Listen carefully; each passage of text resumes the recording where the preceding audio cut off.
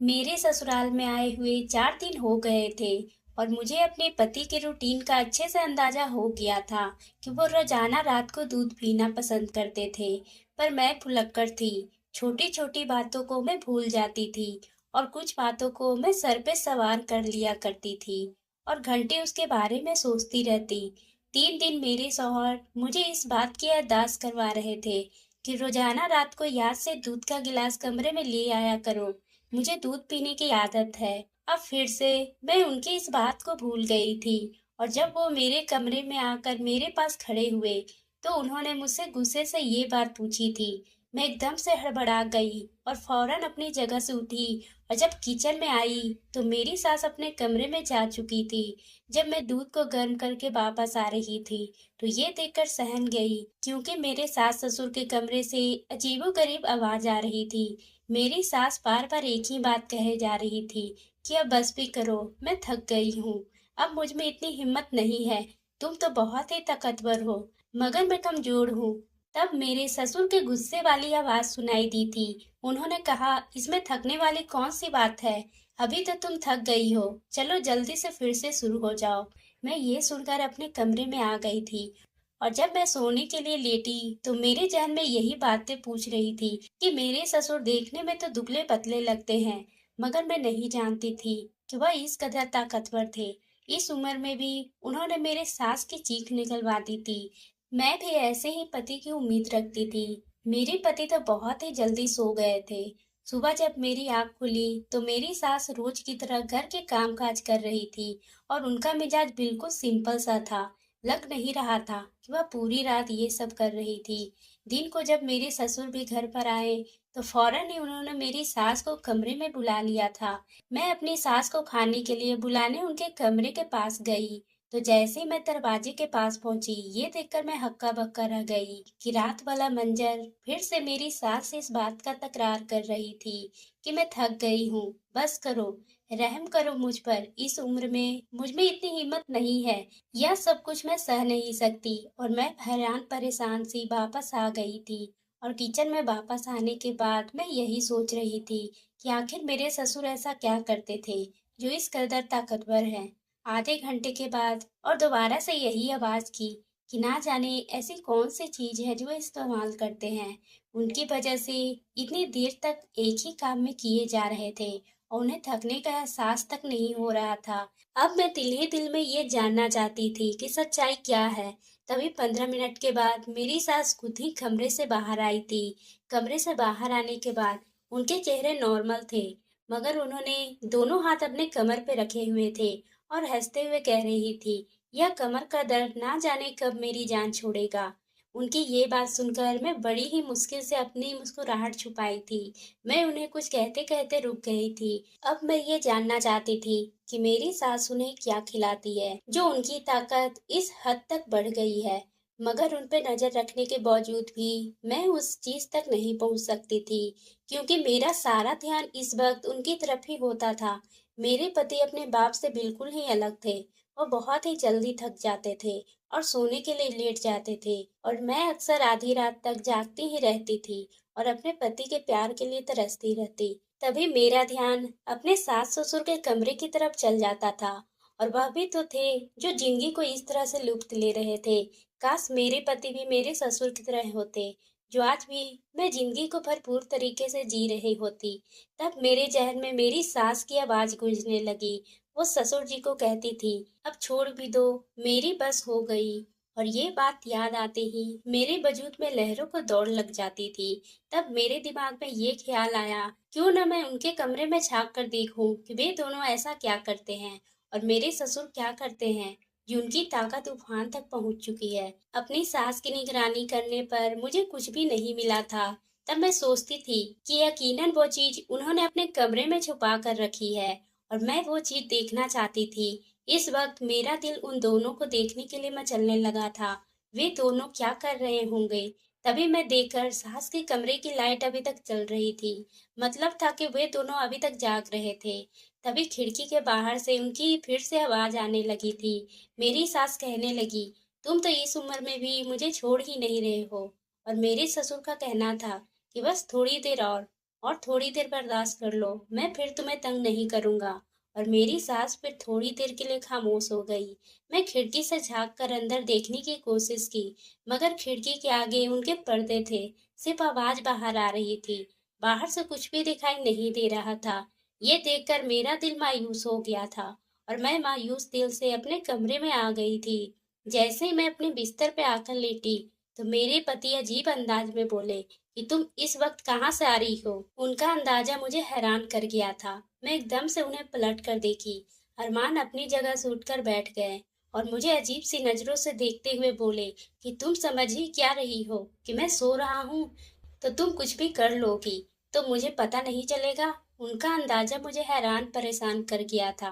कहने लगी कि मेरी तबीयत खराब थी, मेरा दिमाग फट रहा था, इसलिए मैं बाहर शहर में गई थी। और उनमें क्या बुराई है कि तुम्हें किसने कहा है कि आधी रात को कमरे से बाहर निकलकर शहर में जाओ। अगर आगे की तबीयत खराब हो तो मुझे जगा दिया करना, और अकेली कमरे से बाहर जाने की जरूरत नहीं है। इतना कहकर वो फिर से नींद की वादियों में खो गए थे, ये जाने बिना कि मेरे दिल में क्या तूफान मचल रहा था। मैं उनके साथ के लिए तरस रही थी, मगर खुद उनके पास जाने की हिम्मत नहीं थी। और ना जाने कब मैं नींद के आगोश में चली गई। मैं अब दिन रात उनकी यही आवाज सुनती थी, जो मेरे अंदर आग पैदा करती थी। और मैं सोचती थी कि आखिर देखे तो सही, वह सब ऐसा क्या कर रहे हैं। एक दिन मेरे पति ने बताया कि वे 2 दिन के लिए शहर से बाहर जा रहे हैं और वो अब घर वापस 2 दिन के बाद ही आएंगे।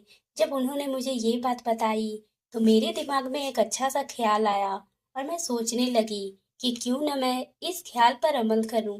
तो मैं इस बारे में जान सकती हूँ कि उन दोनों के कमरे में आखिर क्या हो रहा है। लेकिन पता नहीं वो कहाँ चले गए थे। उसी दिन मैं अचानक बेहोश हो गई और इसी हालात पर बिस्तर पर पड़ी रही। मुझे जब होश आया तो मैं भागकर बाथरूम में बंद हो गई और खुद को रगड़ रगड़ के साफ करने लगी। ना जाने वो कौन सा आदमी था जिसका चेहरा मैं नहीं देख पा रही थी और वो लगातार मुझे इस्तेमाल कर रहा था। काफी देर तक अपने शरीर को साफ करने के बाद मैं बाथरूम से बाहर आ गई। सामने ही मेरे पति परेशानी वाला चेहरा लेकर बैठे हुए थे। मैंने खुद को जल्दी ही काबू किया और उनके बराबर में बैठकर उनसे पूछने लगी कि आप ठीक तो हैं? आप घर कब आए? आप तो 2 दिन के बाद आने वाले थे। आपके चेहरे पर इतनी परेशानी किस बात की है? मेरा पति कहने लगे, ना जाने क्या हो गया है, मुझे समझ ही नहीं आ रहा है। रात तक बिल्कुल ठीक था, आज मैं गया तो उसकी हालत अचानक इतनी खराब हो गई, वह बिल्कुल भी होश में नहीं आ रहा था। ये बात सुनकर मेरे दिमाग में अजीब अजीब सा ख्याल आ रहा था। मेरा पति पहली रात को जब गया था, तब उसके दोस्त का एक्सीडेंट हो गया था और आज अचानक उसके दोस्त की तबीयत खराब हुआ। मुझे इन सब चीजों के पीछे एक ही आदमी का हाथ लग रहा था, और वो आदमी जो था, जो मेरे पति के गैर मौजूदगी में मेरे पास आता था। मैं बिल्कुल खामोश थी। वह मेरी तरफ देखकर कहने लगा, अगर माँ बाप की याद आ रही है तो मैं तुम्हें घर ले चलता हूँ। लेकिन मैं सर हिला दी और आंखें बंद करके अपना सर अपने पति के कंधे पर रख दी। मेरा दिल बहुत बुरी तरीके से रो रहा था। मुझे अपने आप पर बहुत ही तरस आ रहा था कि मैं कहाँ फंस गई हूँ। शादी से पहले मेरी जिंदगी कितनी अच्छी थी और अब मेरी जिंदगी तबाह हो गई थी। काफी दिन हो गए थे। मुझे अपने माँ बाप की भी बहुत ही ज्यादा याद आती थी। अपनी सहेलियां, अपना घर आंगन, सब कुछ मुझे बहुत ही याद आ रही थी। जैसे मैं सभी परेशानियों से घिर चुकी थी। मेरे सास ससुर शाम को खाने के बाद शहर में टहल रहे थे और साथ एक दूसरे से बातें भी करते रहते थे। मैं उन दोनों को देखकर हैरान रहती थी कि इस उम्र में भी, इतना समय साथ गुजारने के बाद भी, उन दोनों में खूब दोस्ती थी और छोटी छोटी बातें वो एक दूसरे से करते थे। कि मेरी जिंदगी उन दोनों से काफी अलग है। ये लोग इस उम्र में पहुंच जाने के बावजूद भी अभी तक जिंदगी को भरपूर तरीके से गुजार रहे हैं, और हम दोनों हैं जो बिल्कुल अलग हैं। उस दिन मैं जल्दी जल्दी अपने सारे काम खत्म किए और फिर अपने सास के कमरे में जाकर छुप गई थी। मैं ऐसे ही जगह पर बैठी थी। उन दोनों को तो देख सकती थी, मगर वे दोनों मुझे नहीं देख सकते थे। और फिर रात को वे दोनों कमरे में दाखिल हो गए। मुझे नींद आ रही थी, मगर उन दोनों को देखने की जश्न में मैंने अपनी नींद की कुर्बानी दे दी थी। फिर मेरा इंतजार खत्म हुआ और फिर जो मंजर मेरी आंखों ने देखा। मेरा नाम अलीसा है। मेरे परिवार में मेरे माता पिता के अलावा एक छोटा भाई था। मेरे माता पिता भाई से ज्यादा मुझसे प्यार करते थे और मेरा हर फरमाइश को पूरा करते थे। और मैं बचपन से ही खुद दाव जीतती थी। इस वक्त मैं कॉलेज में पढ़ती थी जब मेरा रूपा नाम की लड़की के साथ दोस्ती हो गया था। रूपा बहुत ही अच्छी लड़की थी। वह मुझसे बहुत ही प्यार करती थी। मुझे उसकी सबसे अच्छी बात लगती थी। और जब वह मेरी खूबसूरती की तारीफ करती तो ये देखकर मैं खुशी से झूम जाती। कॉलेज में तरह तरह के लड़के लड़कियों थी और बहुत से नजरे ऐसे देखने को मिलते थे जिनमें कुछ ऐसे लड़कियों के बॉयफ्रेंड थे। और जब वो उन सब के बारे में बातें करती तो उनके हाथों में हाथ डालकर घूमती थी। ये तो देखकर मेरे भी जज्बात उभरने लगते थे कि उनके बॉयफ्रेंड उनसे कितनी मोहब्बत करते हैं। पर मैं कभी किसी लड़की को घास नहीं डाली। मेरे माता पिता ने मुझे बहुत ही लाड प्यार देने के बावजूद भी मुझे किसी भी लड़के से दोस्ती करना बातचीत करने को बुरा मानते थे। हमारे मोहल्ले में ये बात आम थी। मगर उनके बावजूद भी मेरे माता पिता ये सब देखकर गुस्सा करते थे। मेरे क्लास का एक लड़का था जो मुझ पे बुरी तरह से आशिक था। वो मेरे आगे पीछे फिरता रहता था, मुझे बात करने के बहाने ढूंढता, मगर मैं उसकी शक्ल तक नहीं देखती थी। और मुझे ऐसे लोग बिल्कुल भी पसंद नहीं थे। पिछले काफी दिनों से मुझे बुखार था और मैं अपने कॉलेज नहीं जा सकी थी। मेरी गैर मौजूदगी की वजह से परेशान होकर वह लड़का घर तक चला आया था। तो ये बात मेरे माता पिता को बहुत ही बुरी लगी थी। जब मैं ठीक होकर कॉलेज गई तो उस लड़की ने मुझे रोक लिया और अपने प्यार का इजहार करने लगा। वो मुझसे कहने लगा कि मैं बहुत ही चाहता हूँ तुम्हें। जब मैं उसे मना कर दी तो उसने मेरा हाथ पकड़ लिया। ये देखकर मैंने गुस्से से उसे थप्पड़ दे मारी और मैं घर चली आई। वह लड़का रोज मेरे घर के पास घूमता था, मुझे बात करने की कोशिश करता था, पर मैं उससे बात नहीं करती थी। एक दिन उसने बहुत ही जिद की, बस एक बार मुझसे बात कर लो। उसने मुझे मिलने को बुलाया। जब मैं वहां गई तो फिर उसने मुझसे अपने प्यार का इजहार किया। मैं उसे मना ही कर रही थी कि पापा ने मुझे देख लिया था और मुझे लेकर घर पर चले आए थे। घर आकर पापा ने मुझे एक दो थप्पड़ मारा और फिर मेरी पढ़ाई छुड़वाकर मेरी शादी कर दी। खैर आज मैं सास के कमरे में रात जानने के लिए छुपी हुई थी और सोच रही थी कि मेरे ससुर अपनी पत्नी के साथ क्या करते हैं। तभी मैं ये राज जानना चाहती थी कि आखिर वो ऐसी कौन सी चीज इस्तेमाल करते हैं जिसकी वजह से उनकी ताकत इतनी बढ़ गई है। मैं भी चाहती थी कि मैं भी अपने पति से वही चीज इस्तेमाल करवाना। और यही देखने के लिए उस दिन मैं उनके कमरे में छुप गई थी। और जो कुछ मैंने देखा था वह मुझे हैरान परेशान कर गए थे। कितनी देर तक मैं छुपी उन दोनों की तरफ देखती रही और फिर बेखुदी के आलम में मैं अपनी जगह से उठ खड़ी हुई। पहले तो उन दोनों ने मुझे हैरत की नज़र से देखा। उन्हें यकीन नहीं आ रहा था कि इस वक्त मैं उनके कमरे में मौजूद थी। मैं अपने सास ससुर के कमरे में रात गुजारी। शायद मेरी सास को इस बात का अंदाजा हो गया था। तभी वह मुझे गुस्से से कहने लगी, अगर आज तुमने हमारे कमरे में आई तो मुझसे बुरा कोई नहीं होगा। इसे देखकर मैं परेशान हो गई। मैंने कहा, माँ जी, आपको आखिर किस बात का ऐतराज है? जबकि ससुर जी को तो मुझे इस बात पे ऐतराज नहीं है, तो आप मुझे इस बात के लिए क्यों रोक रही है? इस दौरान मेरे ससुर भी वहां पर आ गए और जब हम दोनों की बातें करते देखे तो वो हमारे पास आकर खड़े हो गए।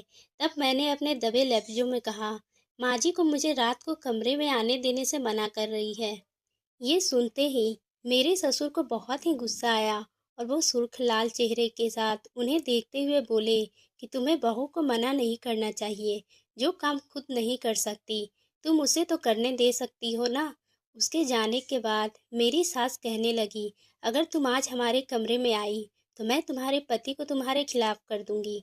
ये सुनकर मैं परेशान हो गई। अगर वो मेरे पति को खिलाफ कर देती तो वह मुझ पर गुस्सा करने लगते और ये सब बर्दाश्त करना मेरे लिए नामुमकिन सा हो जाता। मुझे अंदाजा था कि मेरे पति एक शक्की मिजाज इंसान है। उनके जहन में जब कोई बात आ जाती थी तो उनको निकालना आसान नहीं था। मुझे आज भी वो दिन याद था जब शुरुआती दिनों में मैं एक बार कमरे से बाहर चली गई थी तो वह मुझे किस कदर गुस्से से बोले थे। उनकी आंखों में शक देखकर मैं डर गई थी। और अगर मेरी सास ने भी कुछ उन्हें ऐसा वैसा कह दिया तो मैं क्या करती? वो तो अपनी माँ की ही सुनेंगे, उन्हें ही वह सच्चा करार देंगे। तभी मैं सोच ली थी कि मैं अपनी सास की बात मानूंगी, उनके साथ मिलकर ही रहूंगी। उन्हें गुस्सा नहीं दिलाऊंगी, वह मेरे पति को मेरे खिलाफ करने की कोशिश ना करे। ये सोचकर मैं खाना खाने के बाद जल्द ही अपने कमरे में जाकर लेटी थी।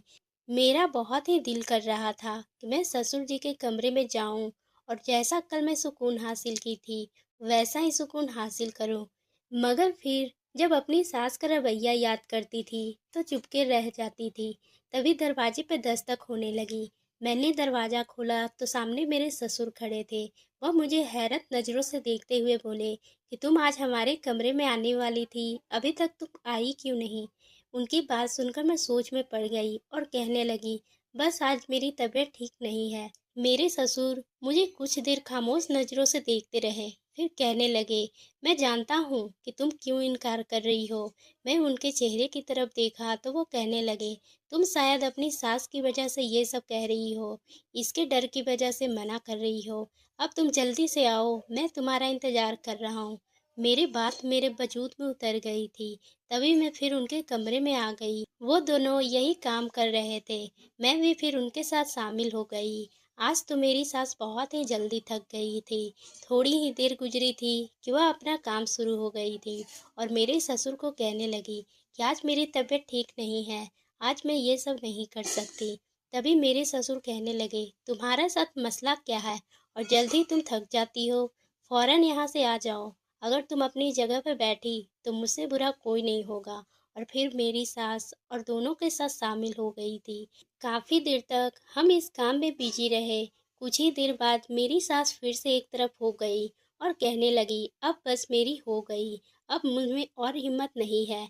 इसके बाद हम दोनों यही काम करते रहे और फिर काफ़ी देर के बाद मैं भी जब थक कर चूर हो गई तो मेरे ससुर खुद ही कहने लगे, तुम अब चली जाओ, तुम बहुत ही थक गई हो। और जैसे ही मैं अपने बेड पर आकर लेटी तो नींद आने लगी थी। मैं सोचने लगी, आज तो मुझे कल से ज़्यादा सुकून हासिल हुआ था। अब मेरा दिल कर रहा था कि मैं रोज़ यही काम करूं। अगले दिन मेरे पति घर वापस आए थे। वह मुझे अपनी बेताबियाँ, अपनी मोहब्बत की कहानी सुनाने लगे कि वह मेरे बगैर कितने बेचैन थे और मुझे कितना याद कर रहे थे। उनकी बात सुनकर मैं बहुत ही खुश हो गई कि आखिर उन्हें मेरा एहसास हो गया और मेरी कमी महसूस होने लगी थी। तभी मैंने उनके बाजू पर सर रख दिया और फिर शांत नींद में सो गई थी। अब मैं रोज अपने पति के सोने के बाद सास और ससुर के कमरे में चली जाती और फिर आधी रात तक हम इस काम को करते थे। एक रात जब मैं ससुर के कमरे से अपने कमरे में वापस आई तो मेरे पति सख्त गुस्से में थे। मुझे कहने लगे, मैं तुम्हें मना किया था ना कि तुम रात को कमरे से बाहर मत जाया करो। अगर तुमने मेरी बात नहीं मानी, कहाँ गई थी तुम? मैंने उनके पास बैठते हुए कहा कि मैं अपनी माँ जी के कमरे में थी। ये सुनकर वो हैरान रह गए। तुम इस वक्त मेरे मम्मी के कमरे में क्या कर रही थी? वह सबकी नज़रों से मुझे देखने लगे थे। मैं कहने लगी, उनके साथ मुझे काम था, इसलिए गई थी। वह चुप रह गए। उनके बाद कोई बात नहीं की थी। अब मैं हर दूसरे तीसरे दिन सुकून हासिल करने के लिए अपने सास ससुर के कमरे में जाने लगी तो वह मुझे तलाश करते हुए सास ससुर के कमरे में आ गए और ये सब देखकर वो बहुत ही हैरान हो गए। जब हमें एक पैर पे खड़े होकर पूजा करते हुए देखे तो उनकी चीख निकल गई और कहने लगे, ये सब आप लोग क्या कर रहे हैं? तभी मेरी सास ने अपना दूसरा पैर जमीन पे रख दिया और सोफे पर बैठते हुए बोली कि पूजा कर रहे हैं। इस तरह एक पैर पे खड़े रहकर पूजा करने से बहुत ही अच्छे फल प्राप्त होते हैं और इंसान को सब कुछ मिल जाता है। मगर तुम्हारी पत्नी और तुम्हारे पापा को कितनी देर तक इस काम को करते हैं, ना जाने ये दोनों क्यों नहीं थकते। ये देखकर मेरे पति मुझे मुस्कुराती हुई नज़रों से देखा और कहने लगे, हाँ मेरी पत्नी बहुत ही अच्छी है और कभी भी ये किसी खास काम को करते हुए नहीं थकती।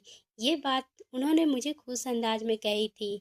ये सुनकर मैं शर्मा गई और फिर उनके बाद मेरे पति भी हमारे साथ इस काम को करने लगे थे और हम चारों मिलकर रोज इसी तरह से एक पैर पे खड़े होकर पूजा करते थे। तो दोस्तों, आपको ये कहानी कैसी लगी? अगर पसंद आई हो तो आप मेरे चैनल को सब्सक्राइब करना ना भूलें और बेल आइकन को भी प्रेस कर लें ताकि हम आपके लिए इसी तरह के दिलचस्प कहानी लाते